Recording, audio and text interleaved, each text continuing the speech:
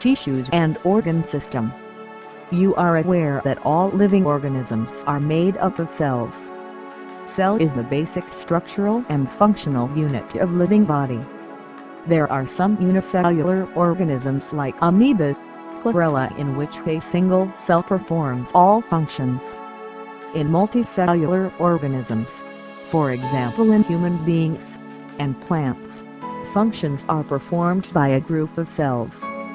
Consider the various committees of your class and school, such as Cleanliness Committee, Discipline Committee, etc.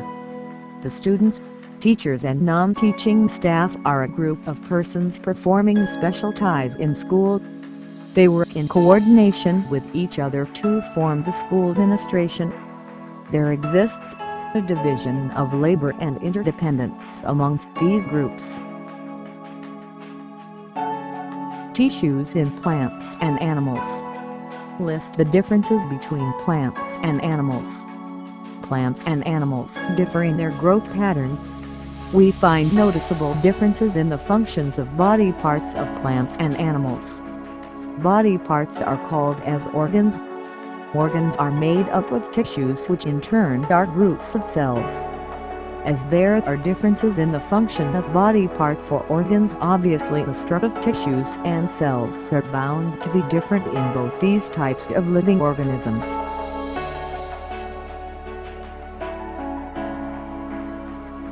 Epithelial tissues is a group of thin-walled tissues which have a prominent nucleus and lot of cytoplasm. There are different kinds of epithelial tissues.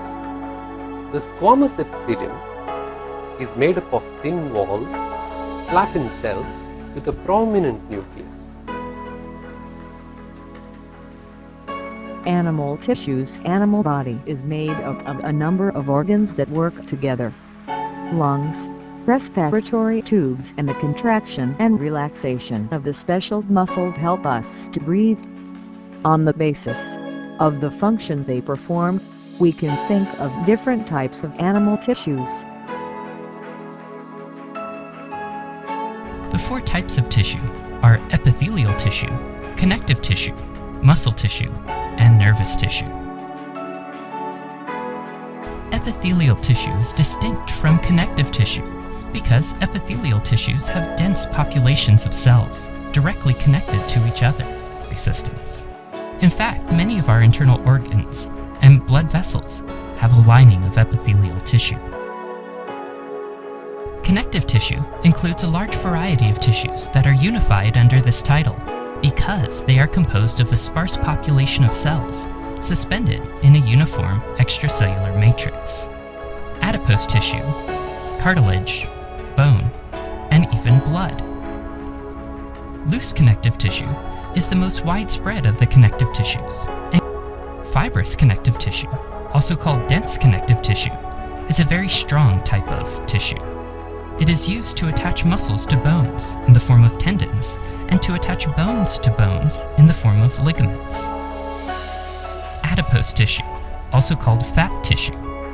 The size of these cells may change depending on the amount of lipids stored within them. Bone is also considered a connective tissue. The extracellular matrix of bones consists of rubbery protein fibers which are hardened by deposits of calcium salts. The final, and probably the most surprising of the connective tissues, is blood. Blood is composed of a collection of different types of cells suspended in a liquid extracellular matrix. Muscles are the next type of tissue, and are found in 3 different varieties within the vertebrate body.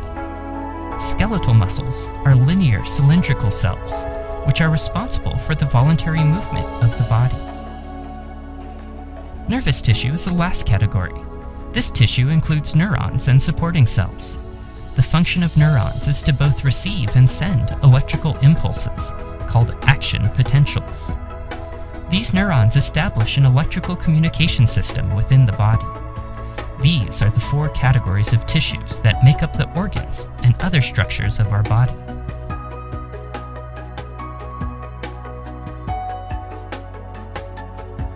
Plant tissues are of 2 types: meristematic tissue and permanent tissues.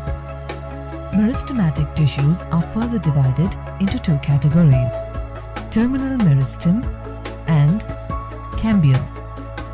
The permanent tissues can be grouped into three categories on the basis of functions they perform: simple, complex, and protective tissues.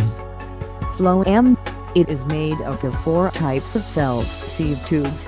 They are tubular cells with perforated walls and arranged end to end. The end walls of the sieve tubes have perforated walls. Material can move through perforated walls from one circumflex absent adjacent cell to another.